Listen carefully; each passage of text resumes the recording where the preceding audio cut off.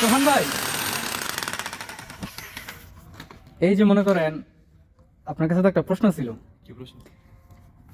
দেখেন এখানে প্রশ্নটা হইলে গিয়া, যে ব্যক্তি একজনের উপরে জুলুম করে, হুম, যে ব্যক্তি জুলুম করতেছে সে জালেম, অবশ্যই। আর যে জুলুমের শিকার হইতেছে সে কি মজলুম। মজলুম। হুম, কিন্তু এখানে আরেকটা টুইস্ট আছে, যেরকম আমি সেই ব্যক্তিকে সেই পদের জন্য নির্বাচিত করছি, তো এখানে সে সেই পদ পাইয়া সে আবার আমার উপরে জুলুম করতেছে। হুম।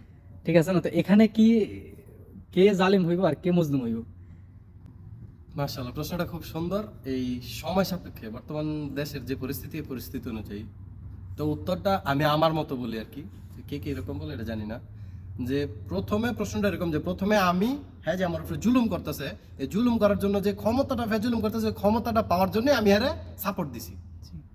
তো হ্যাঁ, যেহেতু জালেম আমি জানি, জানার পর আমি হ্যাঁ সাপোর্ট দিছি ক্ষমতা পাওয়ার লেগা। তো ক্ষমতা পাওয়ার পাওয়ার লেগা যেহেতু হ্যাঁ জালেম, আমি হ্যাঁ সাপোর্ট দরকার না, আমিও জালেম। আর এখন হ্যাঁ যে আমার উপরে জুলুম করতেছে, আমি মজলুম না। কারণ কি জানেন? কারণ ওই যে জালেমের আমি সাপোর্ট করছিলাম, এই সময় আমি জালেম হইছি, আর এই হচ্ছে আমার দুই হাতের কামাই, বাস।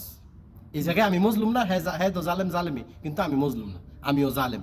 কারণ সেই সময় আমি আমার নিজের উপরে জুলুম করছিলাম, এই জুলুমের ফল এখন আমি পাইতেছি।